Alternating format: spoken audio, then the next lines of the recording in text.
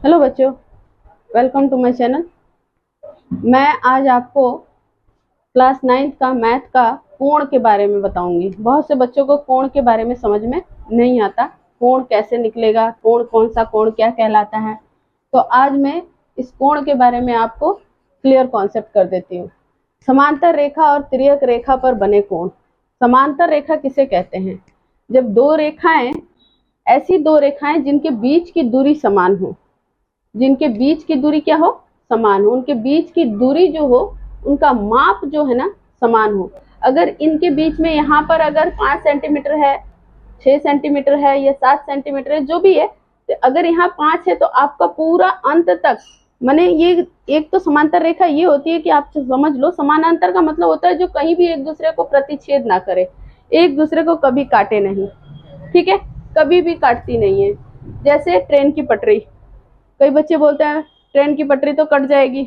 अरे कटती नहीं है, वो लाइनिंग जो ऐसे ट्रेन चलती है तो उसकी जो रूटेड होती है दूसरी लाइन की, वो ऐसे कट होती है, लेकिन ये एक दूसरे को काटती नहीं है, ये चलती जाएगी, ये कभी काटती नहीं है, ये काटती है। ये वाली ट्रेन तो ये भी तो है, तो समानांतर जाएगी ना, तो ट्रेन की पटरी जो है वो समानांतर होती है। उसी तरह से ये समानांतर रेखाएं हैं। तो समानांतर रेखा का मतलब जो एक दूसरे को कभी प्रतिच्छेद कभी भी ना करे। ठीक है, अब प्रतिच्छेद रेखा कौन सी होती है? ये होती है जो काटती है। ये प्रतिच्छेद बिंदु है। इनके इनके नाम आप कुछ भी दे सकते हो, पी क्यू ओ, कुछ भी दे सकते हो। ठीक है, तो ये प्रतिच्छेद बिंदु है। ये दो समानांतर रेखाओं को प्रतिच्छेद कर रही है। ठीक है, काट रही है दो बिंदु पे। अब इन पे कुछ कोण बनते हैं।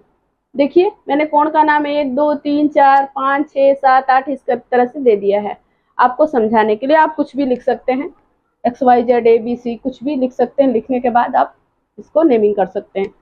तो मैंने इस रेखा का नाम एम रखा, इस रेखा का नाम एन रख दिया है, कैपिटल करके। ठीक है, तो इसमें अब पहला पढ़ेंगे हम संगत कोण, यानी इंग्लिश में उसको करस्पॉन्डिंग एंगल बोलते हैं।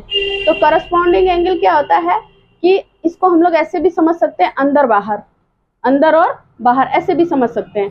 ठीक है, एक बाहर और एक अंदर, माने एक का 5 से एकदम पेयर बनेगा, एक का 5 से। अगर ये एक है 30 डिग्री, माने ये 30 तो होगा नहीं, क्योंकि ये देखिए इसकी जो बनावट है, एंगल की जो बनावट होती है ना, कोण की जो बनावट होती है उस पर निर्भर होता है। देखिए ये जो है ना, ये इस तरफ झुक रहा है, तो ये बड़ा कोण होगा। तो बड़ा बड़ा का मतलब क्या हुआ, 90 से ये बड़ा होगा। तो 90 से बड़ा माने मान लीजिए 103 डिग्री हुआ। मैं ऐसी सपोज बता रही हूँ, मतलब छोटा नहीं ले सकते इसको, इसको न्यून कोण नहीं मान सकते हैं। ठीक है, तो ये न्यून कोण नहीं है। तो अगर ये 103 है तो ये भी 103 होगा। उसी तरह यहाँ पे 2 और 6 होगा। फिर ये अंदर हो गया, ये बाहर। Sorry for disturbance. देखिए इसमें क्या है कि अंदर बाहर, इसका नाम यही रख लीजिए कि अंदर बाहर, अंदर बाहर। ठीक है, एक इजी ट्रिक हो जाएगा, अंदर बाहर। एक बाहर से और एक अंदर से, एक बाहर से और एक अंदर से, एक बाहर अंदर से और एक बाहर से, एक अंदर से और एक बाहर से, ये इसकी मैचिंग हो जाएगी। तो जो इसका माप होगा वही इसका होगा, जो इसका होगा वही इसका होगा, जो इसका होगा वो इसका होगा, जो इसका होगा वही इसका। इसको बोलते हैं करस्पॉन्डिंग एंगल या संगत कोण, साथ का कोण। ठीक है, तो अगला चलते हैं एकांतर अंतः कोण। एकांतर अंतः कोण, अंतः माने अंदर का कोण, अंदर, अंदर का कोण, एकांतः अंदर का कोण, एकांतर अंतः कोण, यानी अल्टरनेट इंटीरियर एंगल जिसको बोलते हैं हम लोग इंग्लिश में। तो इसमें क्या होता है कि ये क्रॉस में काम करेगा। किस में करेगा? अंदर अंदर क्रॉस में, अंदर अंदर क्रॉस में, इसका इसके साथ और इसका इसके साथ। ठीक है, अंतः कोण अंदर से। अगर यही चीज एकांत बाहरी कोण होता तो बाहर से, तो बाहर से क्या हो जाता, क्रॉस में, इसका इसके साथ, इसका इसके साथ हो जाता और इसका इसके साथ हो जाता। क्लियर हो गया? तो हम यहाँ पर कह सकते हैं कि अगर हमने कभी भी ऐसा कोण, ऐसे मान लीजिए ऐसे बनाया हमने दो समानांतर रेखा पर, और मान लीजिए यहाँ पर मैंने दे दिया 110 डिग्री। अब ये बाहरी कोण है, तो ये किसके बराबर होगा? इसके कोण के बराबर होगा, इसके बराबर होगा। किसके? तो अंतर बाहरी कोण, एकांतर बाहरी कोण से। ये 110 है तो ये भी कितना हो जाएगा? 110 हो जाएगा। जब ये 110 हो जाएगा तो ये कितना हो जाएगा? ये भी 110 हो जाएगा। अगर ऐसे माना जाए, ऐसे अगर हम मानते हैं तो वर्टिकली अपोजिट एंगल भी इसको कह सकते हैं। कि इसका इसके बराबर, इसका इसके बराबर, इसका इसके बराबर और इसका इसके बराबर। बात क्लियर हो रही है मेरी बात आप लोग को समझ में आ रही है? तो इसमें ज्यादा कंफ्यूज होने की बात नहीं है, ठीक है। आप हमेशा याद रखेंगे कि एकांतर कभी कभी ये लिखा जाता है, तो 4 जो है वो 6 के बराबर हो जाएगा, 4 जो है वो 6 के बराबर हो जाएगा। तो मान लीजिए कि अगर ऐसे करके एंगल दिया होगा, यहाँ पर अगर 60 डिग्री है, तो यहाँ पर ये देखिए इसका क्रॉस जो बन रहा है अंदर ही अंदर, यहाँ पर ये 60 डिग्री हो जाएगा, ठीक है। और जब ये 60 हो जाएगा तो ये 60 है, तो इसका यहाँ पर जो होगा वो भी 60 हो जाएगा। जब यहाँ 60 हो जाएगा तो यहाँ भी कितना हो जाएगा, 60 हो जाएगा। तो ऐसे अगर समझा जाए तो कुल मिला जुला के यही हुआ कि एकांतर अंतःकोण 4 और 6 हो गया, ये और ये हो गया, ये और ये हो गया।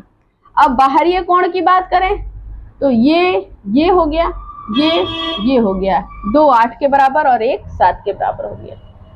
अब तिर्यक रेखा के एक ही और अंतःकोण, एक ही तरफ, वन साइडेड 4 अंतःकोण है, याद रखिएगा अंतःकोण है। तो ये अंतःकोण में क्या होगा, 4 जो होगा वो 5 के बराबर और 3 जो होगा वो 6 के बराबर हो जाएगा। 4 5 के बराबर, 3 6 के बराबर हो जाएगा। ये तिर्यक रेखा के एक ही ओर के कोण हैं, तब इसमें ये इसके बराबर और ये इसके बराबर, ये बाहरी कोण हो जाएगा। बात यहाँ तक क्लियर हो गई आप लोगों को?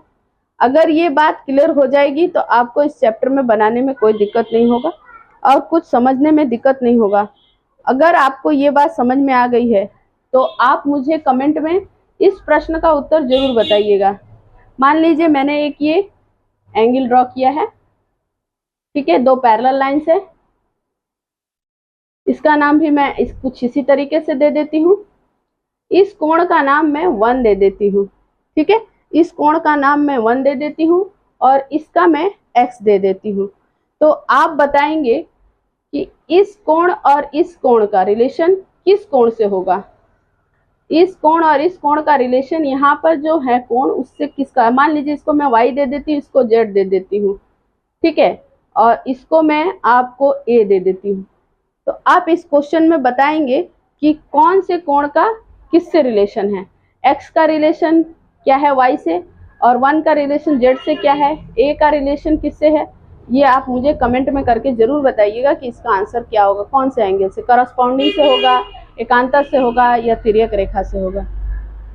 इसके बाद मैं नेक्स्ट में आपको इससे रिलेटेड क्वेश्चंस बना के दिखाऊंगी।